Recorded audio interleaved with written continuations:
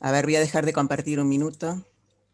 Ya se empezó a grabar. Está grabando en la nube. ¿Querés que te autorice a grabar a vos también, Y por ahí es más Martín? fácil, sí. Como eso sí que no... Bueno, si no después, en todo caso, lo compartís, no hay problema. Claro.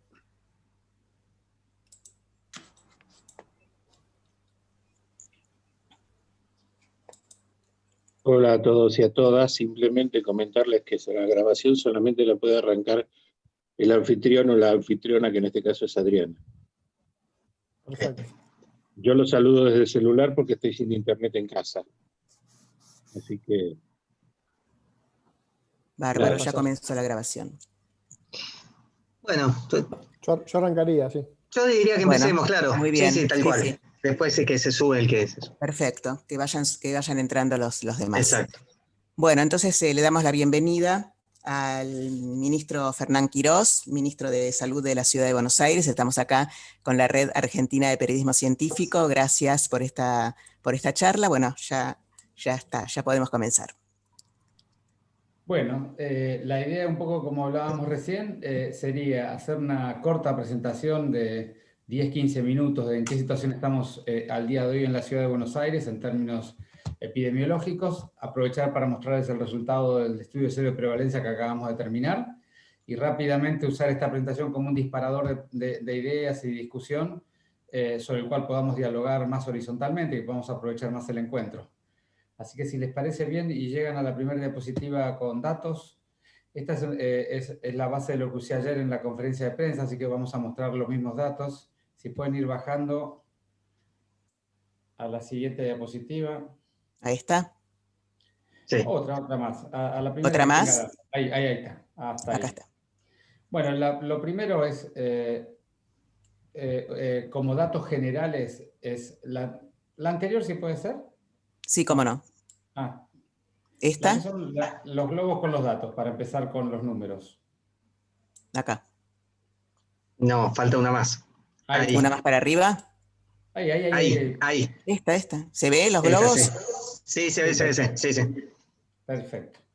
Bueno, un poco una foto del día de ayer. Hemos alcanzado prácticamente los 149.000, los 150.000 personas confirmadas en la Ciudad de Buenos Aires con PCR, de los cuales se han recuperado 125.644. Han fallecido 5.258, lo que hace una tasa de letalidad de 3.5. Acá hay que tener cierta prudencia con los datos, en el sentido de que lo que nosotros reportamos no es exactamente igual que lo que reporta Nación. Sobre todo les voy a aclarar una pequeña aclaración que es significativa, porque nosotros reportamos casi 400 fallecidos más por día que Nación en nuestro reporte. Es decir, el acumulado nuestro es mayor que el de Nación, porque usamos un criterio más amplio de fallecido con COVID o por COVID. Para que ustedes tengan el detalle, ya que son periodistas científicos, el Ministerio de Salud de la Nación considera como positivo todo aquel que tenga una PCR positiva y no considera positivo aquel que el médico haya cargado paciente positivo pero no haya constatado la PCR. Entonces, y nosotros lo que pudimos ver de nuestros casos que tenemos, donde el médico dice paciente COVID, pero no tiene ninguna PCR, en realidad es un tema de dificultades en el proceso de cargado de la PCR, pero los pacientes son positivos. Entonces nosotros incluimos en nuestros casos y en nuestros fallecidos todo aquel paciente que tenga una PCR positiva o que el médico confirme que es un paciente COVID positivo, aunque la PCR no está. Esa diferencia nos da una cantidad que no es menor de casos mayores que el que la Nación reporta de nosotros, y sobre todo 300 y pico, casi 400 fallecidos más que lo que la Nación reporta de nosotros. Por eso nuestra tasa de letalidad reportada es mayor que la que la Nación reporta de nosotros mismos. La siguiente. ¿Esta? Como hay una demora entre que vos lo haces y nosotros lo vemos, pero pasá a la siguiente directamente, porque yo sigo viendo los globos. Ahora, ahí estamos. Esta, sí. Sí. Bueno, aquí lo que tienen es la curva de casos de la Ciudad de Buenos Aires. Y es muy importante ver esta curva y no la que surge del reporte de Nación, porque nosotros tomamos el trabajo de cada uno de los casos confirmados, ir al día que empezó la enfermedad y o se tomó el hisopado o la muestra y cargar el caso con el día correspondiente. Digo porque los reportes diarios de Nación son por día de reporte y no por día verdadero de inicio de la enfermedad. Esta es la forma, de nuestra perspectiva, más apropiada para mostrar la temporalidad. Acá tienen los casos ordenados por el día de toma del hisopado, en verde los días domingo, que si ustedes se toman un trabajo de mirarlo con tiempo, van a ver que es muy predictor de la semana siguiente. Salvo alguna excepción, el domingo siempre anticipa y predice la semana con una exactitud muy alta, en términos de si va a bajar, subir o cómo se va a comportar. Y para nosotros ese indicador lo hemos usado mucho y nos ha sido muy útil. Y luego los últimos 4 días están en gris porque siempre esperamos alguna carga demorada de los laboratorios, sobre todo los privados, son los que más demora tienen en la carga de las PCR. Pero en términos generales lo que se ve es una curva que ha tenido el pico verdadero, es decir, el día de mayor cantidad de casos fue el 3 de agosto, aunque la última semana de agosto en conjunto como semana fue de mayor cantidad de casos, porque como pueden ver ahí, el pico del 3 de agosto fue un solo día, y la última semana de agosto son varios días con números altos, pero extremadamente y llamativamente simétrica. Si ustedes miran la curva, prácticamente van siguiendo, cada semana tiene su contraparte del otro lado con alguna diferencia, pero extremadamente simétrica. ¿La siguiente? No sé, yo no tengo posibilidad de ponerlo en modo presentación, pero ¿ustedes están viendo bien las pantallas o no? Me parece ¿También? que sí, se ve suficientemente bien. Sí, sí, sí. Gracias. A la derecha abajo, si te apoyas en la pantalla, te debería aparecer un icono. Sí, pero no me aparece. El de arriba Por de eso, los 3 es el que abre. como no me aparece ese icono para el modo presentación del PPT, por eso estoy preguntando si no me aparece. Mira, porque cuando vos tocaste ahí, me apareció a mí. Lo estoy Ah, viendo. A ver si lo no, puedo tocar. a mí no me aparece por eso.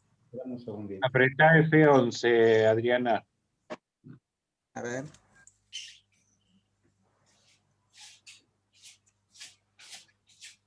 Sí, igual el P11 me da la posibilidad de que no se vean las otras ventanas, pero tampoco me da la posibilidad de... Bueno, no importa, si se Creo ve... que se ve bien igual, Ahí se ve está, bien. perfecto. Se ve bien. Aquí lo que tienen es el mismo dato, el dato primario es el mismo, los casos por día confirmados de acuerdo al día que se tomó el hisopado, solo que agrupados de otra manera, que es la famosa media móvil de los últimos 7 días. Lo que intenta esto es cada día tomar los datos de ese día y de los 6 previos, y cada día se va moviendo la media un día para adelante. Es muy útil para sobre todo países como los nuestros, donde el fin de semana baja mucho la actividad, martes y miércoles y jueves son días intensos de casos. Es muy bueno para ver un poquito más homogeneizados los picos y valles de la semana. Y ustedes fíjense que lo que yo les decía, el promedio móvil, una intensidad que llegó a 1.300 y un poquito de casos de promedio móvil de los últimos 7 días, el último día del mes de agosto, y desde allí a esta parte, fíjense que el descenso ha sido sistemático y bastante pronunciado de ratos. Llamativamente, y no hemos podido encontrar la explicación de por qué la curva de la ciudad, que no he visto en otras curvas, tiene un sistema de olas cada 2 o 3 semanas. Hemos tratado de relacionarlo con las aperturas, con los cambios de estrategia de testeo. No podemos entender por qué, pero si ustedes miran con sutileza, más allá que se ven 3 olas grandes arriba, toda la curva tiene olas de cada 2 o 3 semanas que aparecen, algunas muy pequeñitas, otras más marcadas. Es una característica muy de la ciudad que algún día podremos entender si es que le gusta bailar el tango o por qué se comporta de esta manera esta curva. Si pasamos a la siguiente. Ahí está.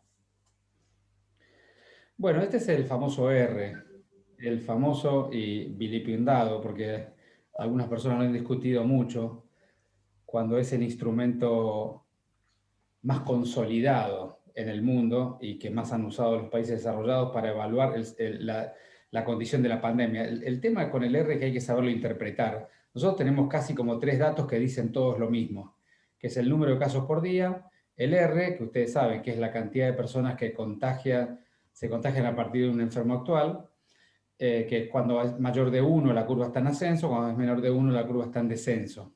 Y luego está el tiempo de duplicación de casos. Cada uno de esos indicadores representa una cosa diferente.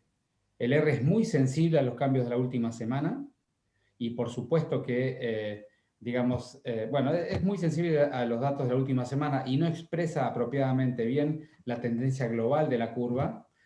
El tiempo de duplicación de casos, por el contrario, expresa mucho más la tendencia global de la serie y no es demasiado sensible, más bien es muy poco sensible a los cambios de la última semana.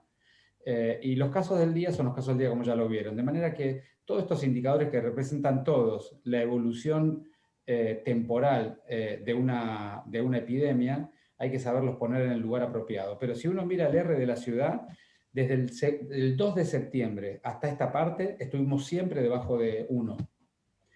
Luego hay mucha discusión si debajo de 1 alcanza, si tiene que estar entre 0,9 y 1, o si tiene que estar debajo de 0,7 para poder tener ciertas garantías. Son discusiones que si ustedes quieren después las damos, pero no me parece que valgan la pena, salvo que ustedes quieran dar algún debate en particular. La siguiente.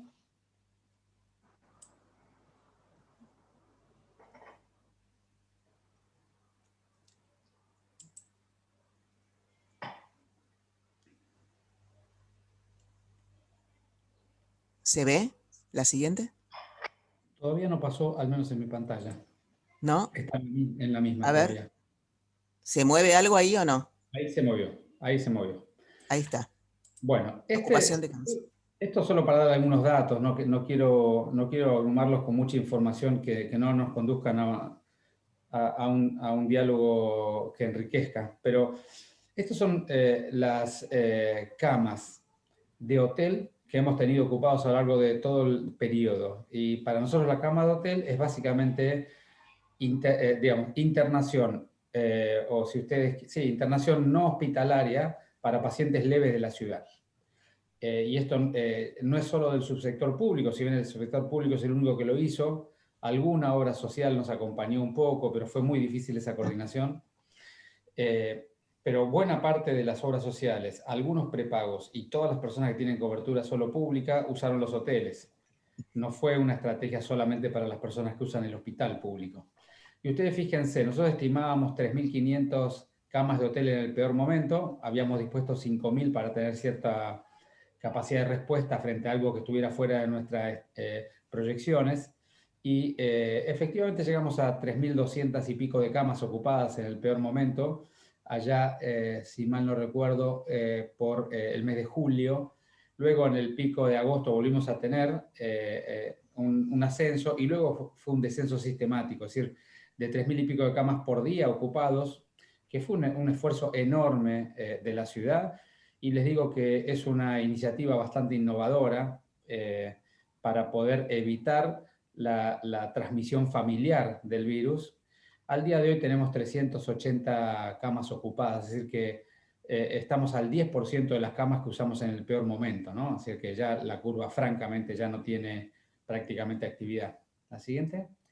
Lo mismo pasa con las camas de piso, y acá sí ya son camas solo del subsector público, porque no tenemos esta precisión de datos del subsector privado y de la seguridad social, pero mientras sube la diapo, que todavía no subió, ahí está, les voy contando, fíjense que para mediados de julio llegamos a tener 1.007 camas, me parece que fue el peor día, y desde ese momento a esta parte fue descendiendo permanentemente el uso de las camas de internación, que básicamente es para pacientes moderados o de leves con comorbilidad, y son básicamente el grupo que alimenta las camas de terapia intensiva. Las pacientes habitualmente se internan en el hospital y de ahí pasan a la terapia cuando se complican.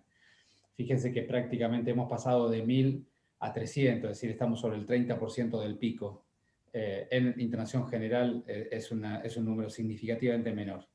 Y si seguimos, podemos ver los datos de camas de terapia intensiva. Acá sí, el sector privado tenemos información muy precisa, porque todos los días nos cargan los datos en un sistema para ir siguiéndolos desde que empezó la pandemia.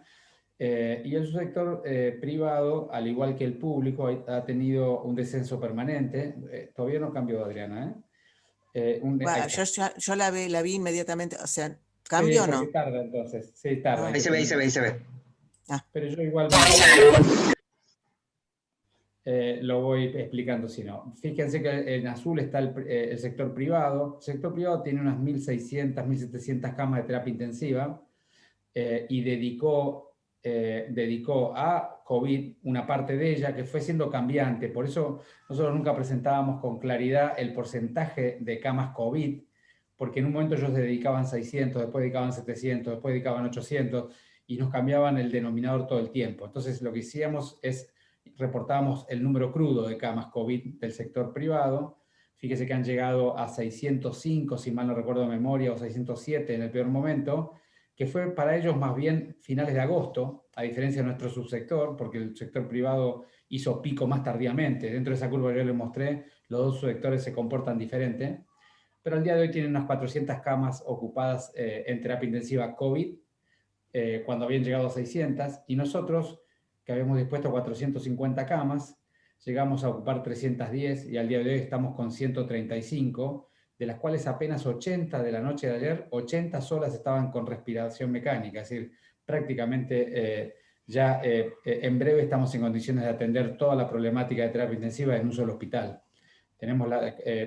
Estamos empezando a cerrar hospitales COVID para transformarlos ya en atención general, porque la atención general está empezando a aumentar de manera significativa y estamos buscando llegar a 60 camas de terapia para terminar de cerrar todos los hospitales de atención COVID en internación y dejar solo el Muniz como hospital de transición, siguiendo la epidemia.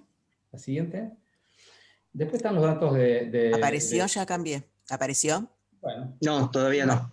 Ya va a aparecer, tengamos paciencia. El otro diapo es el tema de las personas testeadas con PCR en la ciudad. Nosotros reportamos, por un lado, la cantidad total de PCR de personas, porque PCR son más, ¿no? De personas testeadas, y al día de hoy hemos llegado a 706.000 personas, que son, digamos, las personas que han sido testeadas en la ciudad de Buenos Aires por los laboratorios públicos y privados. Aparte, reportamos las que son residentes de la Cava, que es el 60% habitualmente. El otro 40% son bonaerenses que se vienen a testear a la ciudad, tanto en el sector público como el privado. La tasa de positividad de la ciudad ha ido descendiendo sistemáticamente. De todas maneras, si ustedes quieren, después damos un debate sobre la positividad. Yo creo que hay varios debates en público que se han dado con bastante inexactitud y bastante desconocimiento de cómo hay que interpretar los datos y los indicadores. Pero después, al final, vamos a debatir lo que ustedes tengan voluntad o quieran preguntar. Y llegamos a una tasa de testeo cada 100.000 personas en la ciudad de 13.600. La siguiente.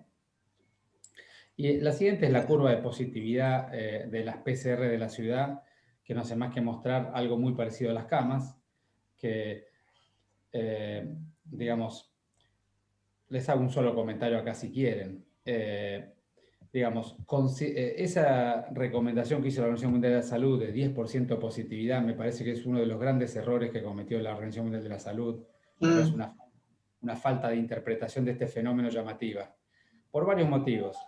El primer motivo importante es porque la positividad en realidad debe ser interpretada en el momento de la curva en que se está. Es imposible incumplible, digamos, no es lo mismo tener o evaluar la positividad de una ciudad o de un país en el momento que está en el pico que el momento que está en el valle. Porque naturalmente, digamos, si ustedes hicieran en un país, bueno, no importa, no quiero ser muy larga, pero digamos, la positividad es dinámica, con la misma estrategia de testeo, la positividad sigue la curva de los casos. Y de hecho es lo que se ve en la Ciudad de Buenos Aires. Fíjense que en el periodo de pico sube la positividad, en el periodo del valle baja. No es una representación de la apropiabilidad del testeo. ¿Y cómo es que creo yo que se debe medir la calidad de la estrategia de testeo? Decididamente el único, tampoco la forma de medirlo es la cantidad de test por cada 100.000 o por cada millón. Son dos indicadores, yo diría, laterales o indirectos que disfuncionan mucho para representar la realidad, son muy malos. ¿Y por qué? Porque el único indicador, el gold estándar, digamos, la forma correcta de evaluar la estrategia de investigación epidemiológica, rastreo y testeo, es la relación que hay entre las PCR positivas y los verdaderos enfermos. Es decir, algo que identifique o que represente la verdadera capacidad del sistema de salud de encontrar los verdaderos enfermos que estaban en la comunidad. Ese es el único indicador verdadero. ¿Y por qué digo que los otros no? Bueno, una cosa que es obvia. Si ustedes tienen una estrategia de investigación epidemiológica de muy buena calidad y seleccionan muy bien las personas de riesgo a enfermarse o a estar enfermas, entonces requieren menos cantidad de test para encontrar los enfermos que están en la sociedad.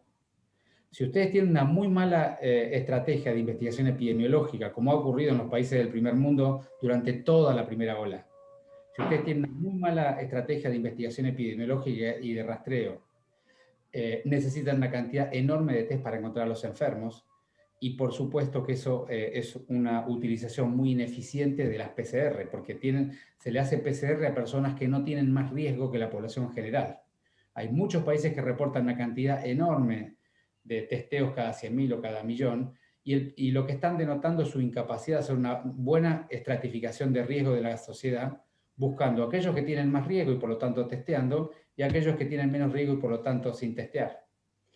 Y eso lo vamos a ver ahora cuando yo les muestre el test de cero prevalencia, pero básicamente, si ustedes ven las primeras olas europeas, casi todos ellos, y nosotros también en el barrio 31 cuando lo medimos, tuvimos una relación de PCR positiva a verdaderos enfermos de 1 a 9, de 1 a 10. Eso significa que fue una estrategia extremadamente ineficiente, solamente pudimos encontrar 1 de cada 10. Nos pasó también en el 31 a nosotros, y no es una crítica para otros, es también para nosotros, en el sentido de que cuando vos vas y buscás y tratás de testear todo lo que puedas, pero no llegás a hacer una buena investigación de foco, una buena investigación epidemiológica, estás con los ojos cerrados y tenés que hacer PCR a todo lo que puedas. Eso, digamos, en cambio, cuando vos haces una buena investigación epidemiológica y seleccionás bien, naturalmente, si está bien hecha, la positividad de la PCR va a ser alta, porque están bien seleccionados los candidatos. Y por eso digo que lo que dice la OMS es un error profundo de gente que no ha trabajado en el terreno con esta enfermedad.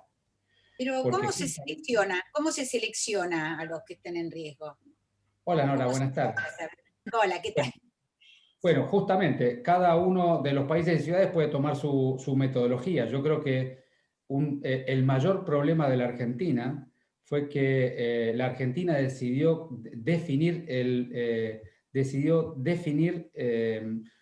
criterio de enfermo sospechoso, y el criterio de enfermo sospechoso nos llevó a testear a los sospechosos. Criterio que inicialmente era extremadamente restrictivo. Y por lo tanto, durante los primeros 2 meses, que es lo que nos pasó a nosotros, los primeros 2 meses, la mayoría de los enfermos no los detectabas porque no eran sospechosos.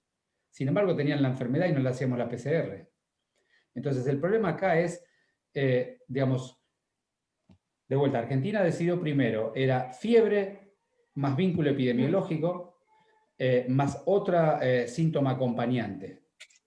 En la 31 lo cumplió 1 de cada 10 enfermos.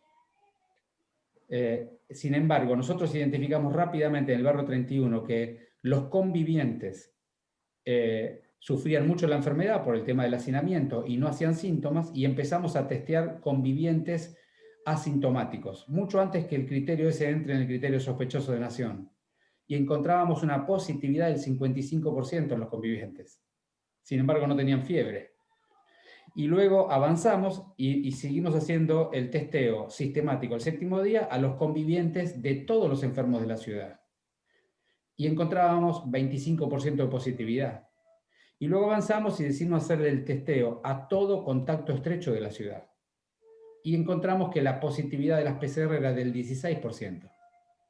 Entonces, es evidente que la estrategia de definición de casos sospechosos y testeo en consecuencia es una estrategia que no es buena para encontrar a la mayor cantidad de personas. Y eso no se resuelve haciendo más test, se resuelve cambiando la estrategia. Doctor, buenas tardes. ¿Y qué país lo hizo correctamente? Yo, la verdad que he dedicado tanto tiempo mío evaluando las cosas de la ciudad que no tengo datos de tamaña precisión de otros países como para comparar. Solamente leo las publicaciones científicas que todos leemos. De manera es que no te puedo contestar con precisión. Lo que yo digo es, vos mirás las primeras curvas europeas y todas tienen una relación de 1 a 10, es decir, que nadie hizo bien las cosas. Ahora, estoy seguro que si vos tuvieras los datos de la relación PCR positiva con la cero prevalencia de la segunda ola europea, estoy seguro que esa relación va a ser significativamente menor. ¿Por qué? Porque todos vamos aprendiendo sobre esta enfermedad que nos pescó de esta manera, ¿no? Entonces, a mí me parece que hay que tener mucho cuidado con el debate. No se trata de la cantidad de PCRs, se trata de una combinación articulada y apropiada entre una buena investigación epidemiológica y estudio de foco, un buen rastreo, porque la segunda cosa que hay acá es, uno hace una investigación epidemiológica e identifica 8 contactos estrechos. Pero luego te pasa que esos 8 contactos estrechos, 1 o 2 te dan mal el teléfono de contacto y los otros 6, 2 o 3 no te quieren atender. Entonces, en ese tipo de salto, digamos, de cada uno de los escalones que les acabo de decir, se juega buena parte de la eficacia del testeo y no en el número de test. Si vos tenés apropiadamente bien los candidatos, con el número de testeos que tiene la ciudad, que es bien superior a la media argentina, pero bien inferior a otros países, ya vas a ver los resultados, tenés una eficacia muy alta. ¿Sí, Nora?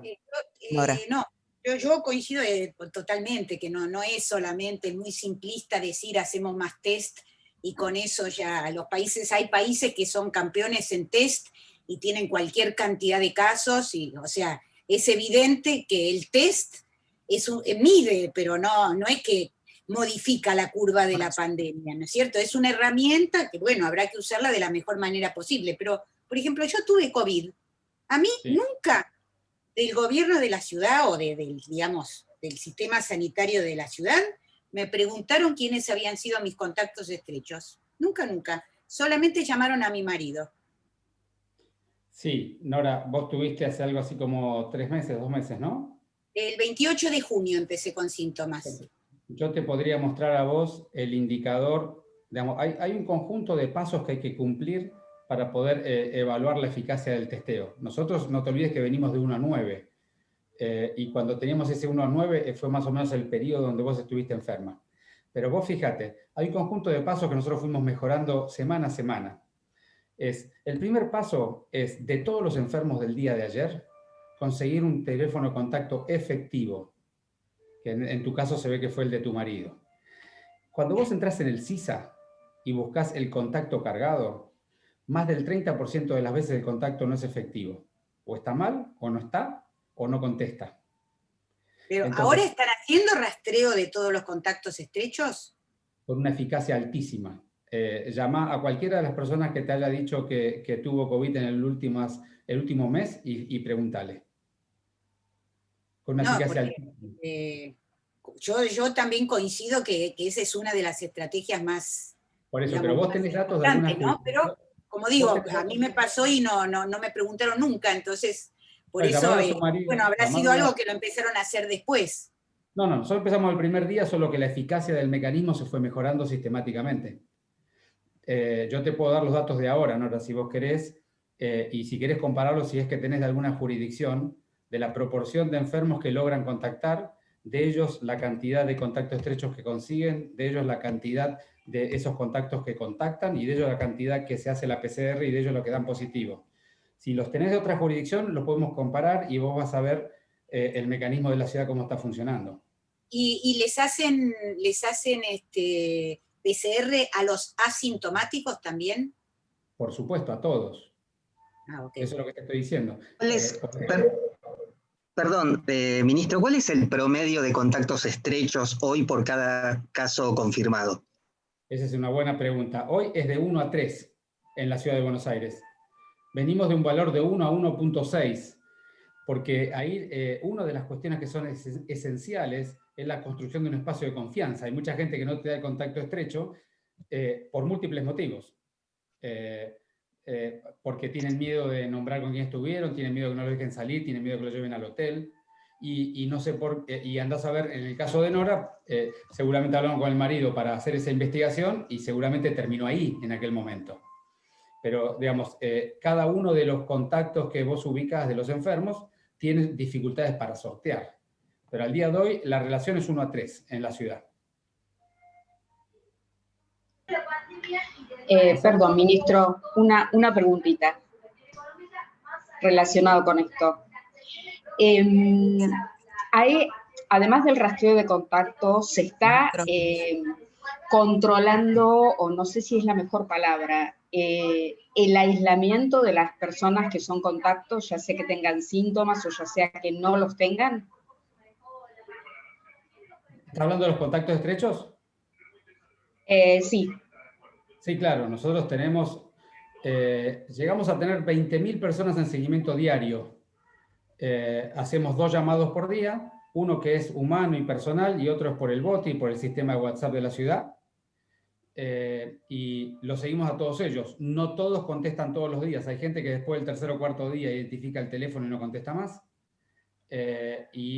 No todo el mundo seguramente cumple la normativa como se la pedimos, pero decididamente sí, hacemos el seguimiento uno por uno. Hola, ministro. Mi nombre es Elina Ut. Yo quisiera hacer una pregunta. Según leí los últimos datos del estudio de prevalencia, ubican a un PCR cada 3 pacientes de COVID. ¿A partir de cuándo empezó a cambiar eso? Y de acuerdo con los datos de la ciudad, del aplanamiento de curva y el manejo, que según lo que se ve estuvo siendo positivo, ¿qué hubieran cambiado? Bueno, eso es un poco lo que estaba diciendo. Si podemos bajar la diapositiva al estudio de seroprevalencia y mostrar los datos que me estás preguntando, nosotros empezamos, nosotros tenemos 2 mediciones. Acá hay una del muestreo. Bueno, el muestreo pasémoslo si quieren, les queda como documento, porque total, si alguien tiene una duda me pregunta. Vamos directamente a los resultados. A la siguiente. Acá están los resultados. Fíjense lo siguiente.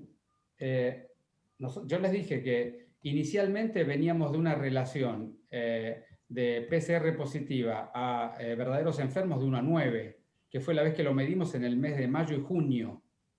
De 1 a 9 llegamos al promedio de toda la serie de 1 a 3, que es el actual. Significa que evidentemente en este momento estamos en una relación menor de 1 a 3, porque si no, no podríamos haber llevado ese 1 a 9 inicial a este promedio global. Pero hoy, al día de hoy, lo que tenemos es, proyectando los datos de la segunda semana de septiembre, que fue cuando hicimos el corte, estamos con 14% de positividad de anticuerpos en la población y, como bien dice ahí, 1 a 3 de las personas en relación al positivo y verdadero enfermo, ¿no? Perdóname, pero me olvidé tu pregunta al respecto que me habías hecho.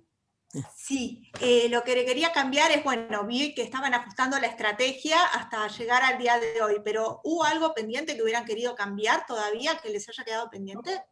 Si nosotros hubiéramos sabido desde el día 1 que, digamos, que los asintomáticos tenían tamaña magnitud en la explicación de la dispersión de la epidemia, que vos sabés que es la mayoría de los contagios ocurren a partir de una persona asintomática, ya sea porque ese paciente va a ser asintomático todo el tiempo o está en el periodo presintomático. Si hubiéramos tenido ese dato que se conoció mucho después, naturalmente la estrategia de investigación, rastreo y testeo hubiera sido la actual, que nos da muy buen resultado. Eso fue mejorando semana a semana. Vuelvo a insistirte, al principio teníamos una eficiencia relativamente baja, de 1 a 9, hoy toda la serie tiene una eficiencia de 1 a 3 y eso significó montar más investigación epidemiológica, montar más personas en el seguimiento de los contactos estrechos y sobre todo el cambio más estratégico fue testear a la totalidad de los contactos estrechos, convivientes o no convivientes, de la ciudad de Buenos Aires que tenemos identificados, al día 7, entre el día 7 y el 10 del contacto. Eso fue lo que más cambió y eso se implementó yo creo que alrededor de hace 1 mes y medio o 2 meses. Eso cambió críticamente la relación de esta fórmula. Muy bien, y sabemos que el 40% de las personas en los barrios vulnerables había dado positivo. Hoy, ¿cuál es la situación en los barrios vulnerables? Si podemos bajar a la siguiente, porque ahí está justamente ese dato. Nosotros lo que en la seroprevalencia, esta es una enfermedad de distribución muy asimétrica, y lo que se ve en la ciudad de Buenos Aires es esto que está acá, ¿no? Que en realidad, si bien para segunda semana de septiembre el 10.1 de las personas tenían anticuerpos, la distribución en los diferentes grupos de la sociedad es bien diferente. En el norte de la ciudad es 4%, en el medio, en el centro 7.2%, en el sur 11%, y en los barrios populares 42%. También es muy alta en los geriátricos y en los lugares de convivencia de mucha gente. Cuando estos son todos los barrios populares juntos de la ciudad, porque nosotros hemos tenido algunos barrios que han tenido una cero prevalencia mayor, como la 31 o la 1114, y otros una cero prevalencia menor, como la 15 y la 20. Así que nosotros tenemos algunos barrios que están con una cero prevalencia que pasa el 50%. De hecho, en el barrio 31, hace 3 meses, digamos, la cero prevalencia fue del 53%. Así que esto es un promedio agrupado básicamente con un criterio de nivel socioeconómico que representa de alguna manera el nivel de hacinamiento en que se vive, que es uno de los determinantes más esenciales de la circulación de esta enfermedad en la comunidad, ¿no? La otra no tiene mucho valor porque no discrimina mucho, que es por los grupos etarios. Si vamos al final, a ver si hay otra más acá abajo. Resultados en perspectiva. ¿Vienen resultados en perspectiva? Sí, los dos datos de perspectiva, solo para comparar y yo ya ir entregándoles las palabras a ustedes. Fíjense, lo primero importante es que para comparar test de cero prevalencia hay que, como casi todas las cosas en esta enfermedad, como casi todas las tasas, hay que compararlas con el mismo punto dentro de la curva, ¿no? No se puede comparar una curva en el pico y otra en el valle, algún indicador. Acá lo que ven es, al mes posterior al pico, estamos reportando 5 o 4 ciudades que han publicado sus datos. Fíjense que la mayoría de las ciudades, entre 10 y 15% de positividad, de cero prevalencia, las curvas ya habían bajado, salvo Nueva York, que fue un caso bastante más catastrófico. Digamos, en general estamos dentro del valor de cero prevalencia de la mayoría de las ciudades. Eso también es importante discutir porque a veces se comparan los países o ciudades por la cantidad de casos confirmados, pero los casos confirmados no representan a la realidad, ya lo vimos. Representan la realidad en una relación de 1 a 10. Entonces, si uno tiene una representación de 1 a 3, la curva de 1 a 3 es incomparable con la curva de otra ciudad que tenga 1 a 10. Y menos aún después de hacer las tasas cada 100.000 o cada millón. Eso es incurrir en un error conceptual. Entonces, es muy importante entender que para comparar la penetrancia de una enfermedad en una ciudad, en un país, hay que tener un estudio de cero prevalencia. Porque cada país tiene una calidad de su estrategia de investigación, rastreo y testeo diferente, y por lo tanto las curvas reportadas en la mayoría de los centros de reporte internacional son curvas que no representan la realidad de cada país.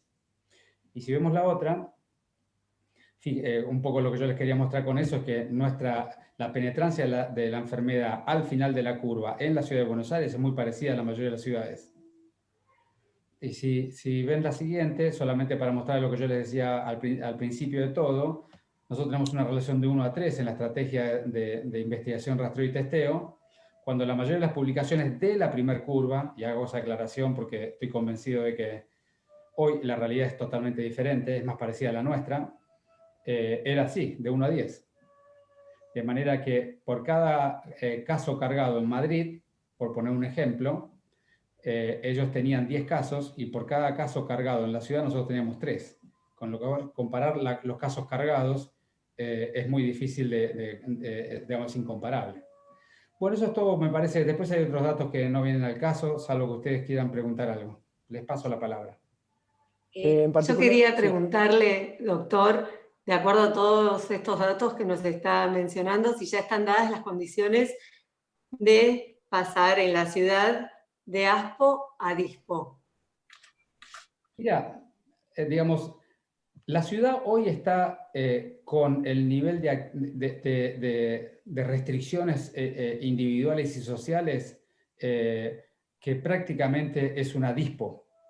Hay muy poquitos aspectos porque el educativo va por otro camino, no va por ASPO o DISPO, sino va por el acuerdo del Consejo Federal de Educación, ¿no es cierto? Así que si la ciudad pasara a DISPO en el día de mañana, prácticamente no cambiaría nada. Hay unas pequeñas sutilezas que tienen que ver con quién supervisa los protocolos, quién los aprueba, pero a los fines operativos para la ciudadanía no habría ningún cambio. Yo creo que la ciudad y el área metropolitana está en ASPO hasta el día de hoy, más que todo para dar una señal simbólica hacia el interior. Me parece que hoy no tiene ningún sentido estar en Aspo, en la ciudad, pero a nosotros tampoco nos cambia demasiado, por eso no hemos dado ese debate. Ministro, le hago una pregunta volviendo al test de cero prevalencia, porque yo misma di en una nota que hice para el diario antes de que se conocieran los resultados, un cálculo, una estimación que había hecho gente de la Facultad de Ciencias Exactas, que ellos estimaban que las personas que habían tenido contacto con el virus de la ciudad de Buenos Aires y del AMBA eran alrededor del 30 o 35%. Entonces este número de cero prevalencia, que indicaría que solo el 14% habría tenido contacto con el virus, está a una distancia muy grande y fue una sorpresa, ¿no? Entonces, lo que dicen los investigadores es que si uno usara el Infection Fatality Rate, o sea, la tasa de letalidad real más alta posible en España, la ciudad de Buenos Aires, con este número de infectados, porque los cero prevalentes uno supone que son infectados, sería un 20% mayor en los mayores de 80 que los que hay en Europa. El doble en los de 60, 80 y 8 veces mayor en los rangos más jóvenes. Y se preguntan si puede ser que el test COVIDAR no haya detectado justamente a los más jóvenes, en gran parte asintomáticos, y que justamente como los asintomáticos pueden tener menores niveles de anticuerpos, entonces hayan pasado por debajo del test COVIDAR. ¿Usted qué opina sobre esto? De lo último que dijiste, digamos, que la cero prevalencia no representa la totalidad de los enfermos, es un sesgo sistemático de todo test de cero prevalencia, y le ocurre a todos los países con los cuales nos comparamos. ¿Por qué? Porque hay algunos enfermos que no levantan anticuerpos, que son una proporción pequeña, pero los hay, y otro grupo de enfermos que pierden los anticuerpos, que son una proporción pequeña, pero los hay. Con lo cual la cero prevalencia es una aproximación al número de enfermos reales. Pero eso en la comparación no tiene ninguna importancia porque es un sesgo. Le ocurre a todos. No estoy hablando de la comparación. Lo que viene después, perdón, no lo quiero. Y termino. A mí me parece, yo leí tu artículo, Nora, me parece que el gran problema que tienen las personas que tratan de estimar la realidad basada en los datos publicados es que los datos publicados son de relativa mala calidad.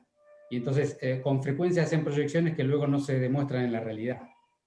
Entonces hay que tener mucho cuidado con comparar. Yo te mostré recién, las curvas de casos del mundo son incomparables. La curva de mortalidad de las ciudades hay que estandarizarlas por edad y sexo. Es un error compararlas como las están comparando en todas las estimaciones. Tercero, la metodología de registro de fallecidos de cada país es muy difícil de comparar. Cuarto, las investigaciones epidemiológicas de Europa demuestran que los europeos han subregistrado la mortalidad entre 25 y 35% en promedio, con países que la han subregistrado al 10% y otros países que han registrado en el 90%. Entonces, a mí me parece que tomar datos de diferentes países reportados y empezar a proyectar y a comparar, es muy complejo llegar a una realidad cierta que se pueda demostrar en la práctica con posterioridad. Y entonces, ¿a qué atribuye el descenso de casos si solo un 14% de la población tuvo contacto con el virus? ¿Por qué bajan los casos? Esa es la pregunta más importante para hacerse, y yo creo que las personas que se dedican a la ciencia deberían intentar contestarla. Ahora te voy a dar mi respuesta. Yo creo que esto es una enfermedad que funciona por estancos sociales y por canales de distribución particulares. Entonces, ¿qué es lo que pasa en la práctica? Si vos ves, y yo te mostré algunos datos para que puedas ver, en la ciudad de Buenos Aires la enfermedad corrió básicamente por la pobreza, por los trabajadores esenciales y por los geriátricos. Todos los demás tienen una tasa de cero conversión del 4 o el 5%, infinitamente pequeña. ¿Y qué es lo que pasa? De acuerdo a una dinámica social temporal determinada, como es la actual en la ciudad de Buenos Aires, esos canales de distribución de la pobreza, de los trabajadores esenciales y de los geriátricos está saturado. Si vos ves, la mayoría alcanzó 30 o 40% de cero prevalencia. Con lo cual se saturan los canales de transmisión de esa ola, que es una ola que corre por el lugar que te di. Ahora, ¿qué es lo que pasa con el rebrote? Justamente, si vos ves los datos que te mostré, vas a poder comprender que el rebrote de la ciudad va a ocurrir en el norte y en el centro de la ciudad. Porque esa parte de la ciudad es toda susceptible. Entonces, el canal que usa esta enfermedad en el primer brote se está saturando y por eso la curva baja. Además, la gente aprende, nosotros mejoramos el detectar, pero básicamente se satura el canal. ¿Y el clima? A mí me parece que es un tema secundario. El clima lo que hace es cambiar el comportamiento social. Entonces, ¿qué es lo que pasó en Europa desde mi perspectiva? En Europa lo que pasó es que la primera ola ocupó el primer canal, porque la realidad europea de la primera ola fue muy parcial a la nuestra, solo que no tienen tanta pobreza en las ciudades, pero fue bastante parcial a la nuestra. Y lo que ha pasado es que en Europa, de alguna manera, cambió la dinámica, se tomaron las vacaciones, se cruzaron las sociedades, volvieron y perdieron la capacidad del cuidado individual y colectivo. Y por lo tanto generaron los espacios de supercontagio. Fueron a fiestas, fueron a encuentros sociales, fueron a espectáculos deportivos, en fin, de todo tipo, lo que ya hemos visto.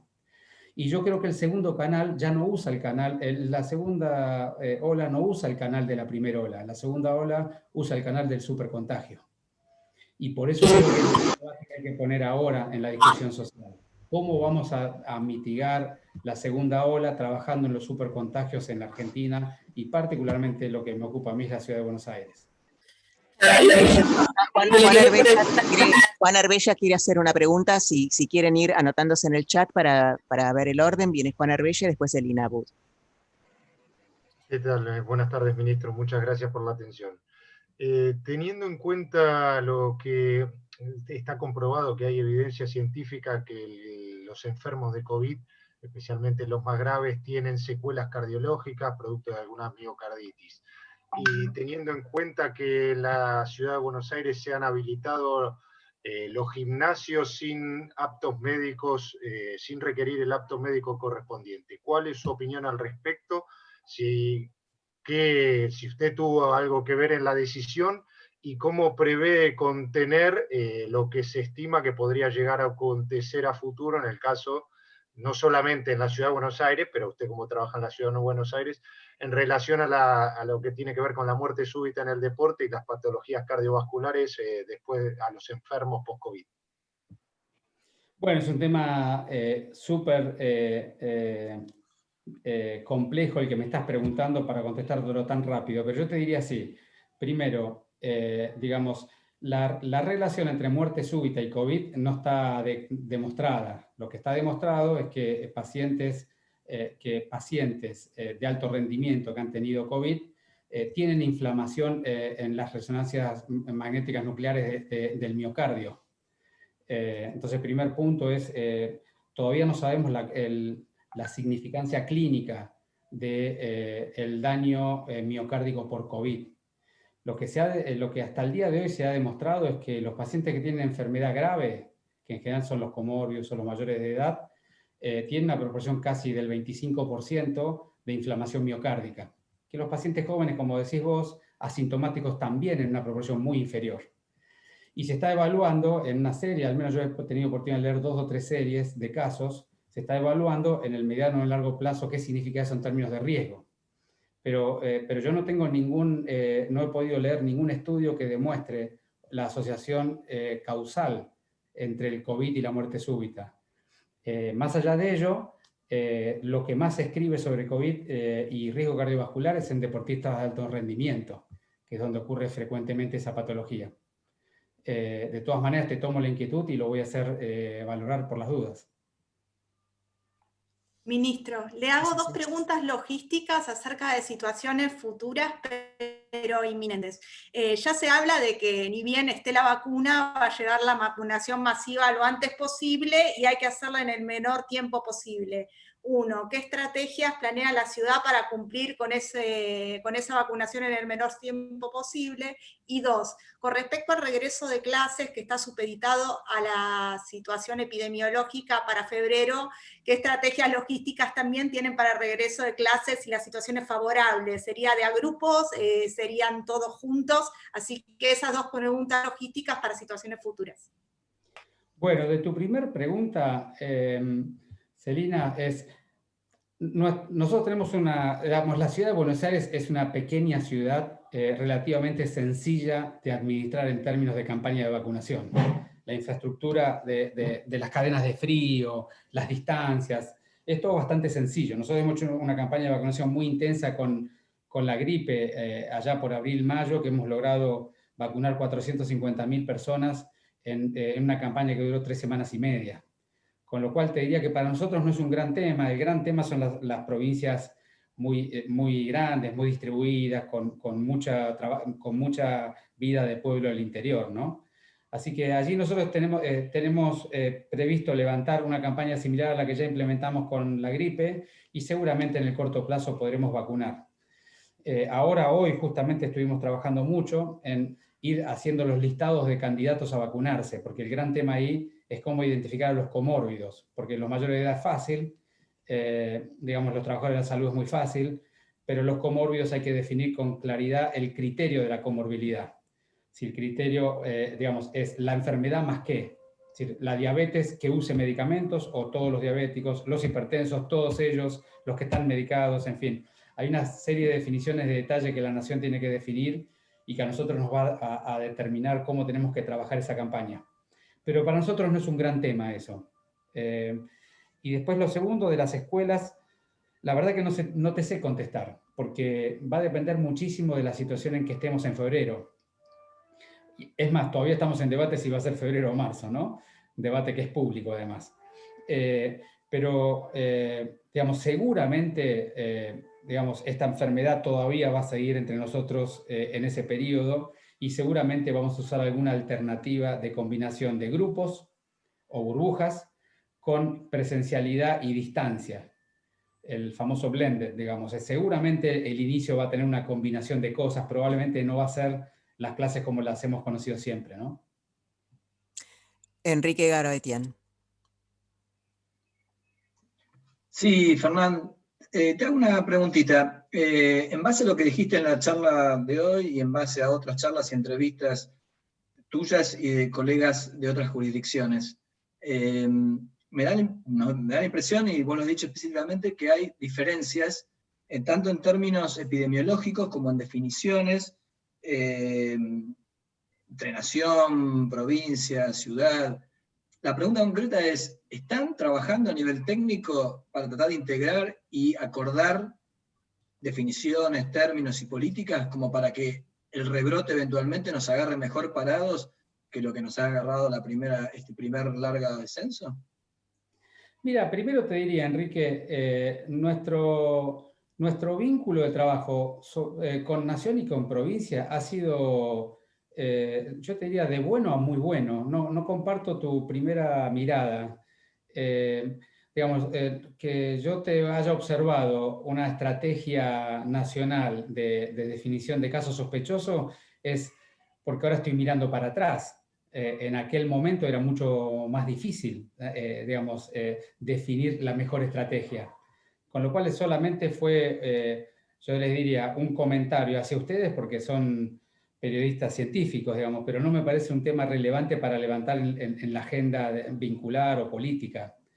Yo te diría, mi trabajo con Ginés y con Carla ha sido cotidiano y de muy buena calidad. No he tenido grandes temas. Con Daniel también tengo un buen diálogo. De las reuniones sacamos acuerdos y de hecho hemos llevado todos los acuerdos cada 2 semanas durante 14 reuniones. Me parece que los debates han venido más por asesores de los diferentes gobiernos, por gente lateral a los gobiernos, pero digamos, no ha sido el estilo nuestro. A mí no me has visto nunca entrar en un debate de ese tipo en ningún lado. Prefiero hacer silencio y dejar algo que no corresponda o que no sea correcto a entrar en un debate, porque sería un espectáculo muy pobre para darle a la gente. Y no creo que la evolución de cómo funcionó o cómo anduvo la pandemia en la Argentina tenga que ver con inconsistencias políticas. Tiene que ver con que somos un país de Latinoamérica, que tenemos las dificultades que tenemos los latinoamericanos. No me parece que haya pasado por el comentario que vos hiciste. Yo no lo vivo como vos lo ves, a pesar de que, obvio que podemos tener miradas diferentes de la realidad, ¿no? Pero yo no lo vivo así, no lo he vivido así en las reuniones tampoco. Las reuniones son muy operativas y te diría, son productivas en ese sentido.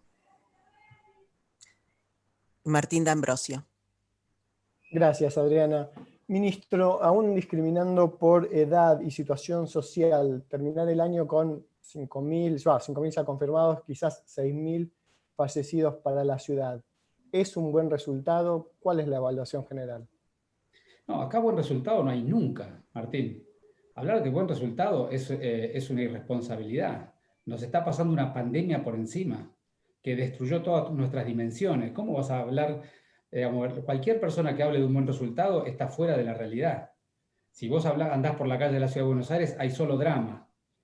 Hay drama sanitario, drama económico, drama social, drama afectivo. El mundo está dado vuelta. ¿Quién puede hablar de buen resultado con un mundo dado vuelta? Nosotros lo que creemos es que hemos hecho en cada momento nuestra mejor intervención posible hasta donde la pudimos comprender con la información que teníamos, y hoy viendo para atrás creemos que deberíamos haber intensificado la estrategia de testeo sobre los contactos estrechos y no insistir tanto en el aislamiento del contacto estrecho, sino directamente testearlo. Ese tal vez es el aprendizaje más importante que tuvimos hace 3 meses. ¿Por qué? Porque hace 3 meses tuvimos total conciencia y cuantificación de la magnitud que tienen los asintomáticos en esta pandemia. Si no existieran los asintomáticos en esta pandemia, si no existieran los asintomáticos de esta magnitud, seguramente no hubiera habido pandemia. Yo creo que la pandemia es el resultado de esa mala interpretación. No te olvides que el primer trabajo científico que se publicó en China sobre esta enfermedad decía que el 97.5% de los pacientes tenían fiebre. No te olvides de ese dato. Con ese dato hicieron todas las políticas públicas en el primer mundo. Resulta que hoy sabemos que no es más del 20%. Es más, de fiebre, el 10%. 20% tienen algún síntoma. El otro 80%, cuando los diagnosticás, todavía no tuvieron ningún síntoma. Algunos lo hacen en los días siguientes y la mayoría nunca lo hacen. Y ese fue el problema en el mundo. Uno se puede enojar con la realidad, pero esa fue la realidad. Mariana Pernas. Tu turno. Gracias. Mencionó que la primera ola de la pandemia corrió por canales muy segmentados, por geriátricos, trabajadores esenciales y barrios secundarios. ¿Qué dinámica prevé que esta eventual segunda ola? Si puede prever cuándo sería, o de qué manera, qué dinámica, qué lógica podría tener. Se escucha muy mal, pero voy a tratar de adivinar. Digamos, decididamente, y esto es una hipótesis, porque todavía esto no está demostrado de la manera que yo te lo voy a decir, pero decididamente yo creo, como dije hace un rato, que esta es una enfermedad que va por estratos, por estamentos, y que corre por circuitos particulares, y que la primera ola tiene un estrato y un circuito diferente a la segunda. Ahora, ¿por dónde creo yo que va a venir la segunda ola? La experiencia europea es que la segunda ola viene por la gente que se cruza socialmente y luego participa de escenarios súper contagiadores o súper dispersadores. Eso es lo que hemos visto de Europa. Y luego, si tenés la desgracia que ese momento te encuentre con una ola de frío y todo el mundo se meta adentro y cierre las ventanas, aún peor, que es un poco lo que pasó en varios países, sobre todo de Francia, Bélgica y países más nórdicos. Entonces, para mí el aprendizaje es esta segunda, para evitar, más que evitar, porque probablemente evitar no lo podemos hacer, tampoco lo va a evitar la vacuna. Para mitigar la segunda ola, necesitamos trabajar intensamente en sostener un par de conceptos. Es la distancia del 1,5 metros, el uso de barbijo de manera sistemática y permanente, la intensificación del espacio abierto, público o privado para los espacios de encuentro, y la no utilización de lugares de poco volumen de aire, donde haya mucha gente, que estén mal ventilados y que la gente esté mucho tiempo. La combinación de la cantidad de gente, la cantidad de aire, el recambio externo del aire y el tiempo que están, es lo que determina un supercontagio. Entonces, yo creo que lo que nosotros tenemos que trabajar a partir de ahora, que termine de descender la curva en la ciudad, es justamente poner en visibilidad a la sociedad cuál es el mecanismo de la segunda ola, cuál pensamos que va a ser el principal, y por lo tanto trabajar, por un lado, el poder, la energía que tiene la sociedad como estrategia de cuidado, y el poder y la energía que tiene el Estado en las políticas públicas y el control de las normas. Por ahí debiera pasar. Eso combinado del otro lado con mantener la eficacia que tenemos hoy de investigación, rastreo y testeo, que creemos que es de muy buena calidad, y sostenerla de manera sostenida hasta durante los próximos meses. Ahora el turno de Vanessa Paola Avena. Y en ese sentido, yo tengo dos preguntas, pero ¿y en ese sentido los aires acondicionados hacen que haya una mayor circulación del virus o no? Porque hay todo un tema con todo lo que es aerosoles. Sí, Vanessa, de eso es muy importante que dediquemos un segundo allí. Primero, el aire acondicionado, digamos, el punto del aire acondicionado no es el aire acondicionado en sí, sino qué proporción de aire toma del exterior y qué proporción recircula del interior. Los aires que recirculan la totalidad son más problemas que los aires que toman 25, 50 o 75% del aire exterior. Digo esto porque una cosa es el split domiciliario y otra cosa muy diferente son los equipos, por ejemplo, de los restaurantes, de los teatros, que hemos podido documentar que son capaces de tomar la totalidad del aire del exterior, y esos son bastante más seguros, porque recambian más el aire, ¿no es cierto? Entonces, ese es el primer punto. El segundo punto es que el aire acondicionado en los lugares donde estás con los convivientes no son un problema, porque digamos, ya está, el riesgo ya lo tiene el conviviente. Claro. Entonces, vamos achicando el problema, y el problema de los aire acondicionados está en los lugares donde hay mala ventilación o hay mucha gente y quieren sostener la temperatura. Allí hay que poner un ojo, porque si bien hay diferentes opiniones al respecto de lo que te voy a decir, pero digamos, el problema del aire acondicionado es que toma la nube, como decís vos, y la recircula a más distancia. Bueno, hay gente que opina que si vos al mismo tiempo que prendés el aire abrís las ventanas, entonces no ocurre eso, sino que lo que ocurre es que genera el gradiente de presión de aire para que el aire recircule también y salga. Pero por supuesto que hay que explicarle a alguna persona que invierta plata en energía, electricidad para prender su aire y que el frío se le vaya por la ventana, ¿no? Es un temita. Pero si fuéramos capaces de mantener digamos, la ventilación exterior, el aire sería un poquito menos problemático. Y si el aire toma buena parte del aire, de la inyección de aire del exterior, también es menos problemático. Es decir, que el problema es relativamente menor al que se presentó en público, pero es un tema para poner un ojo y ver cada uno cómo lo trata. Perfecto. Y la última pregunta tiene que ver más con lo personal. Desde que comenzó la pandemia, ¿cuáles fueron sus mayores desafíos? Desde lo profesional y desde lo personal. Cortito, pero directo. Bueno, yo te diría así, Vanessa, mi mayor desafío es ser capaz de desaprender todo lo que sabía al respecto de la salud pública y tener la cabecita abierta para observar los fenómenos naturales que veía y poderlos decodificar tal cual se ven, y no quedar presos, como algunas personas quedaron, de su conocimiento previo. Porque esta es una situación tan inédita que si vos estás muy limitado por tu aprendizaje previo, no te deja a veces ver la realidad tal cual se ve. Y ese fue un desafío.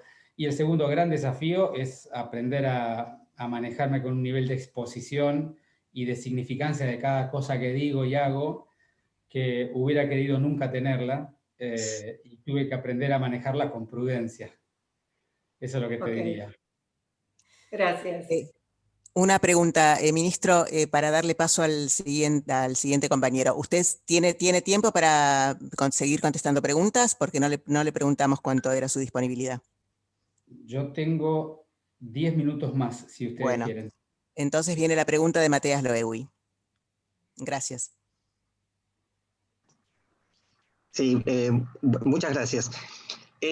Con relación a este famoso eventual rebrote, ¿Le preocupan particularmente las fiestas? ¿Le preocupan las vacaciones como eventos propicios para una superdiseminación? Y la otra pregunta es, ¿los colectivos, por ejemplo, circulan semivacíos o con la imposibilidad de que haya pasajeros de pie?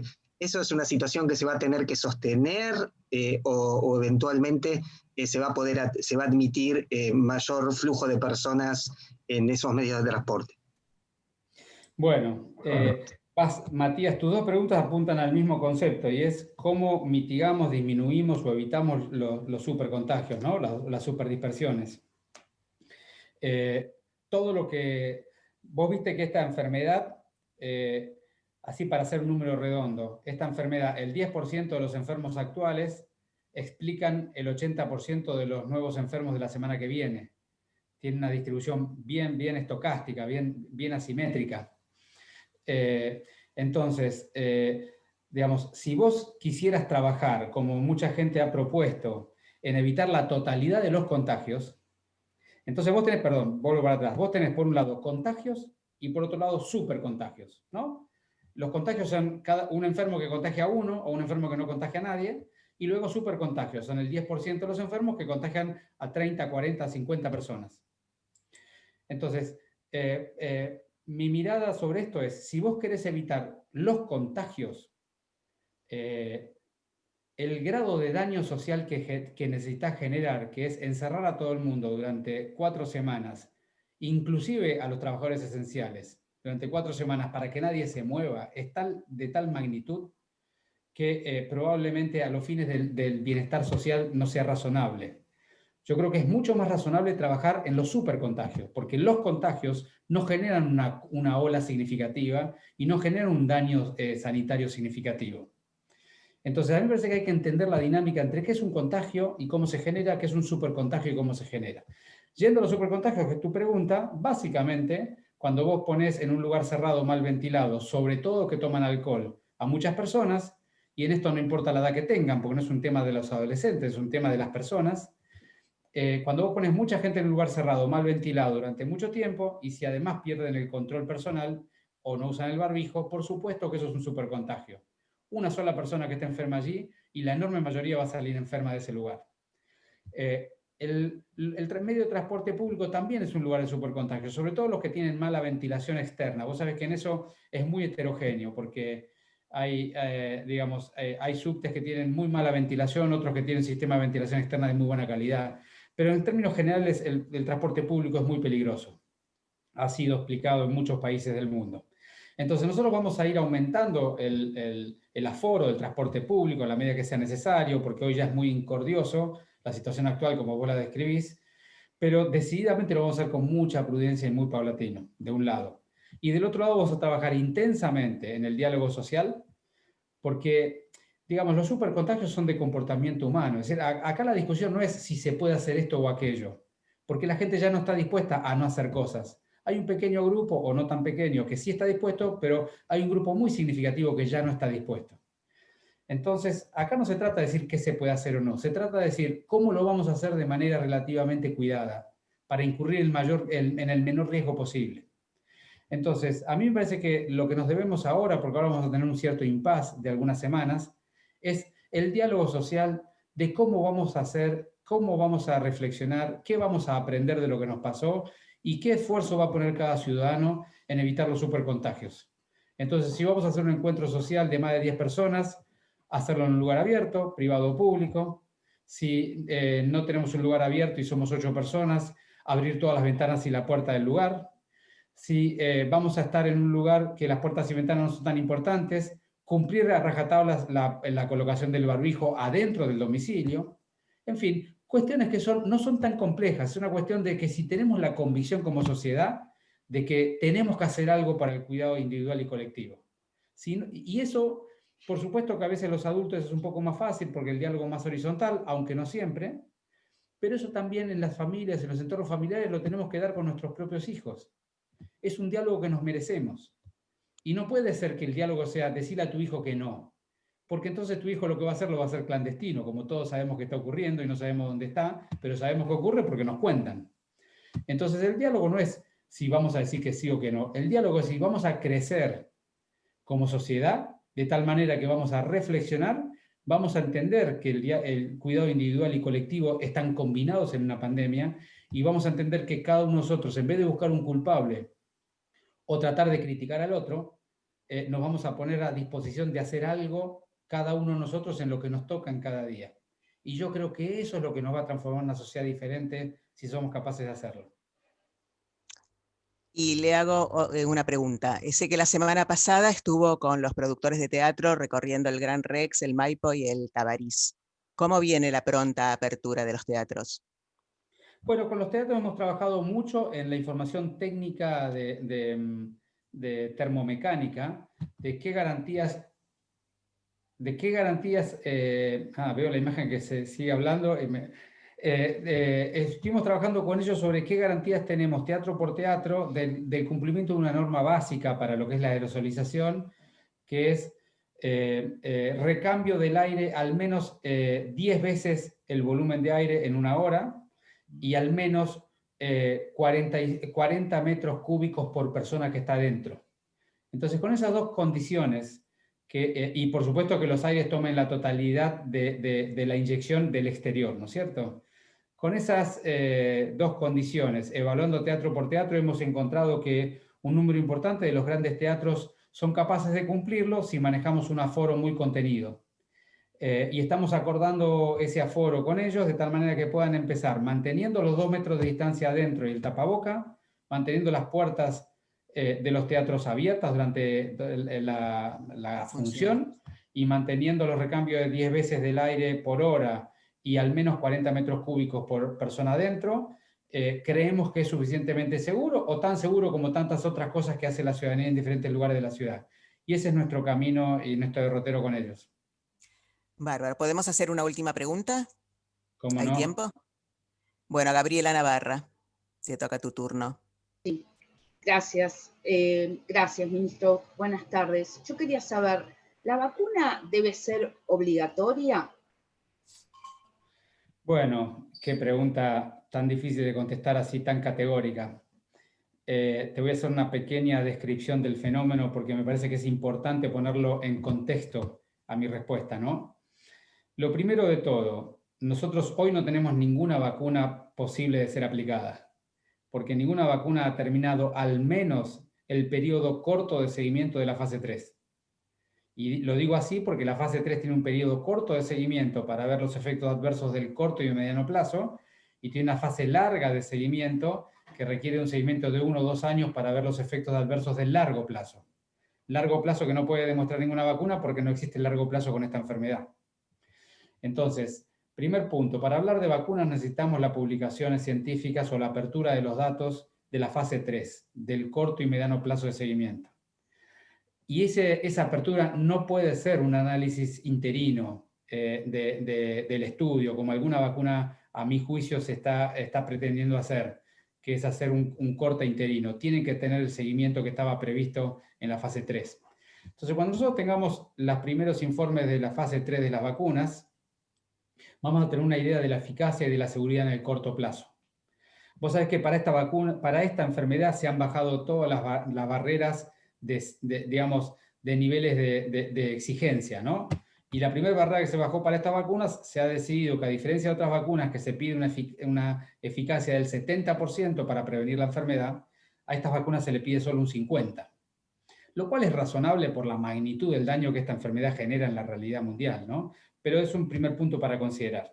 Entonces, cuando tengamos la fase 3 de estas vacunas y sepamos si saltan la barrera del 50% de eficacia, vamos a tener y son suficientemente seguras en el corto y en el mediano, vamos a tener una primera respuesta para mí, desde mi perspectiva, de decir, perfecto, dado que son suficientemente eficaces y suficientemente seguras, pero no sabemos la seguridad en el largo plazo, es una duda que aún está porque hay que esperar 1 año más de seguimiento de los que entraron en los trabajos, sería prudente en la indicación. ¿Qué quiere decir prudente en la indicación desde mi perspectiva? Y esto es algo que yo voy a dialogar con el Gobierno Nacional ahora que tengo en estos días la reunión con ellos.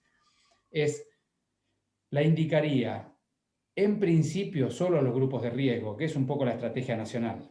a los mayores, digamos, a toda aquella persona que si no se vacuna el riesgo de fallecer o tener una enfermedad grave es significativo. Entonces, para mí esta vacuna debe ser indicada a los grupos de riesgo y no a la totalidad de la población, primer punto. Segundo punto, desde mi perspectiva debe ser indicada de manera obligatoria, porque por ese motivo la Nación la asigna de manera gratuita y universal a los grupos que se le indican, pero a diferencia de otras vacunas obligatorias, yo no sería muy exigente o no pondría mecanismos de control de cumplimiento de la obligatoriedad. ¿Y por qué esta pequeña suspicacia? Porque a mí me parece que dado que nosotros no tenemos el seguimiento en largo plazo y por lo tanto de manera, voy de otro lado, las vacunas obligatorias son para generar ese fenómeno o efecto rebaño, ¿no? Para bloquear la transmisión comunitaria, es decir, que uno se vacuna por uno mismo y por el conjunto de la comunidad. Sin embargo, cuando vos indicás una vacuna en grupos de riesgo, el efecto rebaño no lo alcanzás, porque los grupos que no son de riesgo se siguen contagiando y siguen transmitiendo. Por eso yo le dije, la vacuna no va a prevenir el rebrote. Lo que va a hacer es mitigar el daño y la mortalidad del rebrote. Entonces, dado que la circulación viral va a seguir ocurriendo, porque dado que no sabemos con precisión la seguridad en largo plazo, no vamos a vacunar a un chico de 20 años que si se enferma no le va a pasar nada, y si le das la vacuna potencialmente en largo plazo puede tener un daño. Entonces, hasta que no conozcamos la seguridad en largo plazo no vas a vacunar a gente joven de bajo riesgo. Entonces, como no vas a vacunar a gente joven de bajo riesgo, no vas a lograr el efecto rebaño. Si no vas a lograr el efecto rebaño, la obligatoriedad es relativa, porque el que vas a vacunar no va a lograr frenar la circulación social. Entonces, ese argumento que se usa de te tenés que vacunar por los demás, en este momento es relativo. Y dado que es relativo, yo sería muy prudente en las personas que por su autoconciencia no se quieren vacunar, de no obligarlas. Entonces, no sé si fue un poco confuso toda mi explicación, pero yo te diría, la usaría para solo los grupos de riesgo, dado que no se conoce la seguridad en largo plazo y aún no hay farmacovigilancia, porque no hubo tiempo de farmacovigilancia, no hay fase 4. La usaría con los grupos de riesgo, porque ahí el riesgo es tan grande que el riesgo potencial del daño de la vacuna se balancea. La haría obligatoria porque si no, no se puede hacer gratuita y mucha gente con cierta confusión probablemente no se va a querer vacunar, pero no obligaría a la gente a vacunarse en los grupos de riesgo. Dejaría cierto nivel de autodeterminación, porque la autodeterminación no daña la capacidad de la sociedad de bloquear la transmisión comunitaria, porque toda esta enfermedad va a correr por los que no se vacunen. No sé si fui claro, pero esto es un poco mi mirada, Gabriela. Bueno, quedaron algunas personas que quieren preguntar, Andrea Gentil, Nora Bar, no sé si ya estamos, si tenemos que concluir o da pie para alguna pregunta más. Usted decide, ministro. Cortita de salida, lo hacemos. Cortita, Andrea, entonces, Andrea Gentil, cortita. Bueno, muchas gracias. Mirando hacia atrás, ministro, y tal vez como un análisis general de la estrategia, ¿sí? No solamente encerrada en Cava, ¿no? Mirando tal vez a nivel nacional y mirando AMBA, ¿sí? Desde su lugar. ¿Usted cree que volverían a flexibilizar y abrir actividades en los mismos tiempos en que lo hicieron? ¿Abrir actividades en los meses de junio, de julio? ¿Lo volvería a hacer o esperaría? No, esperaría decididamente no. Yo creo que la saturación social que tiene nuestra comunidad tiene que ver con nuestra dificultad para montar rápidamente los sistemas de rastreo y testeo en tiempo y forma. Nosotros recién los montamos para los meses de junio y julio, que fue cuando empezamos la desandada. Nosotros cuando empezamos la desandada en aquel momento teníamos un R de 1.05. Esto nos llevaba el pico de casos para noviembre a diciembre. Y era insostenible una estrategia de cuarentena de tamaña dificultad social. Tanto tiempo se iba a perder y se iba a desmembrar la capacidad de la sociedad de acompañarnos y de cumplir su normativa. Y por eso nosotros dijimos, vamos a conseguir un poco de espíritu social, vamos a cargar un poco de pilas como sociedad, el R está bien bajo, los mecanismos de rastreo y testeo se están solidificando, vamos a dar ciertos niveles de apertura con muchísimo cuidado, sobre todo llevándolos al espacio abierto, que son espacios muy seguros, y vamos a prepararnos porque si en el momento que los casos empiecen a acelerarse, vamos a tener que hacer un esfuerzo suplementar. Y fue lo que hicimos. Desandamos algunas actividades muy cuidadas, negocios de cercanía, actividades deportivas al aire libre, actividades que hoy sabemos que no tienen ninguna consecuencia en la curva, y cuando la curva se aceleró, sobre todo más en el conurbano que en la ciudad, pero finalmente el AMBA es un conglomerado unificado, tomamos la decisión de acompañar la restricción de 15 días. Y luego de ese acompañamiento de esos 15 días, a las 3 semanas empezamos el descenso de la curva, que fue cuando empezamos a abrir. De manera que yo te diría que no hay ninguna demostración en nuestra historia que diga que nos anticipamos en las aperturas, más bien todo lo contrario. Pero, digamos, los datos nuestros avalan tremendamente. De hecho, si vos mirás la curva de la ciudad y comparás las aperturas de cada semana con el R de cada semana, no hay ninguna relación negativa entre el R con la apertura, más bien todo lo contrario. Creo que cuando nosotros abrimos la actividad deportiva y liberamos los encuentros en el espacio abierto, los niños, las recorridas, el R bajó más rápidamente. No puedo decir que haya sido la causa, pero bajó más rápidamente. Y yo creo que eso tiene que ver con que clandestinamente estaban ocurriendo muchas cosas que no podíamos observar en lugares justamente de supercontagio. Lugares donde en el invierno estaban mal ventilados y había cruces familiares de todo tipo. Eso lo veíamos en las investigaciones epidemiológicas nuestras. Así que cuando decidimos abrir los bares en el exterior fue justamente porque la mayoría de los nuevos contagios eran cruces familiares, sociales o escolares en la casa de las personas. De manera que yo te diría todo lo contrario a lo que vos me preguntás. Gracias. Bueno, muchas gracias, ministro. Y le pedimos a Nora Bar, nuestra presidenta, que cierre la charla de hoy y que lo despida. Muchas gracias, ministro. Por favor. Nora. El micrófono, Nora, el micrófono.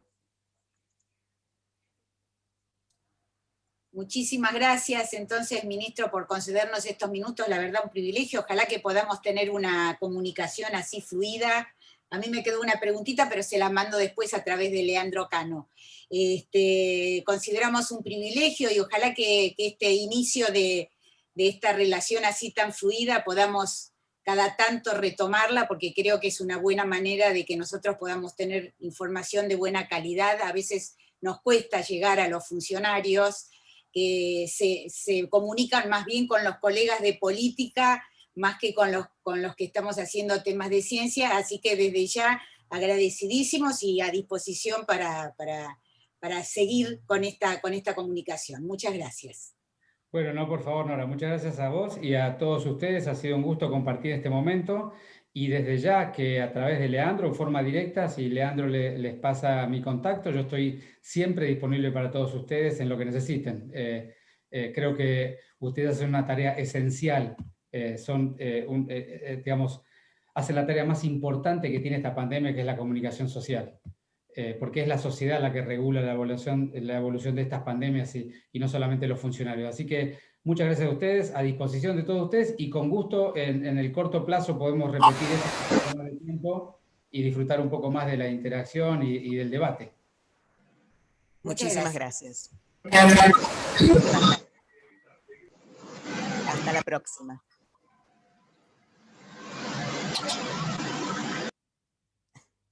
Ricardo, ¿estás por ahí? Martín. Sí, Ricardo, bueno. Perfecto. Ahora detengo la grabación y vos la recogés de la nube. Sí, no tengas problema por la grabación. La cortás o incluso terminando la reunión se corta automáticamente. Y yo me encargo después de todo, no te preocupes. Entonces, ¿salgo sin cortarla? No, bueno, cortala. Detengo. Acá está, perfecto.